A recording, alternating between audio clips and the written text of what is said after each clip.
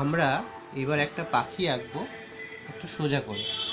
তো এই যে আমরা এখন পাখিটা দেখতে পাচ্ছি, এই পাখিটাকে কি করে সোজা করা যায়? যদি আমরা একটা ডি সুন্দর করে লিখতে পারি আর তারপর একটা ও লিখতে পারি, তারপর একটা এল লিখতে পারি এবং সঙ্গে ভি, তাহলে এই পাখিটা আঁকা সোজা হবে। তো দেখা যাক এগুলোর সাহায্য নিয়ে কিভাবে আমরা পাখিটা করব।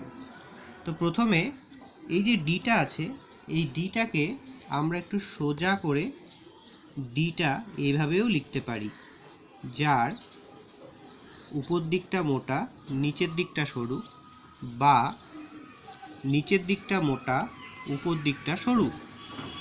এবার কোনাকুনি এরকম একটা ডি প্রথমে লিখলাম, তারপরে 2 নম্বরে আমরা এখানে একটা ও করতে পারি, তারপর এখানে একটা ভি করতে পারি, এখানে আবার ও করব, এখানে আরেকটা ডি করব এবং এদিক থেকেও আরেকটা ডি করব। পেছনে একটা পাখনার জন্য একটা এল লিখলাম, এল, আর তারপর এলটাকে জুড়ে দিলাম। পা করার জন্য এখানে একটা প্রথমে এল লিখলাম, তারপরে এখানে একটা ভি লিখলাম। ঠিক আরেকটা পাওয়ার জন্য এখানে একটা এল লিখলাম, তারপরে এখানে একটা ভি করলাম। এই যে জায়গাটা আছে, এই জায়গাটাকে তারপর আমরা ইরেজ করে দেবো, এখানেও ইরেজ করে দেবো। আমাদের পাখি রেডি। তারপর আমরা কালো দিয়ে বর্ডার দিতে পারি।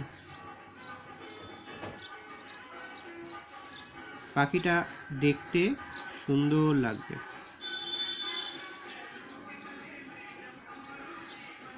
এইভাবে পুরো জিনিসটাকে বর্ডার দেওয়া হয়ে গেলে আমরা এখানে রেড কালার, এখানে অরেঞ্জ কালার, এখানে আবার রেড কালার, এখানে ইয়েলো কালার, এখানে ইয়েলো কালার, এখানেও ইয়েলো কালার, এখানেও ইয়েলো কালার দিলাম, আর মুখটাতেও ইয়েলো কালার দিলাম।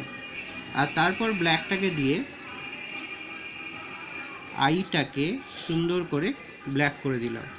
তাহলে এইভাবে আমরা সুন্দর করে সোজা করে একটা পাখি করতে পারি। যদি ভিডিওটা ভালো লাগে তাহলে শেয়ার করো আর লাইক করো, আর না হলে আমাকে ফোন করে জানিও। কোন নাম্বারে ফোন করবে সেটা আমি লিখে দিচ্ছি।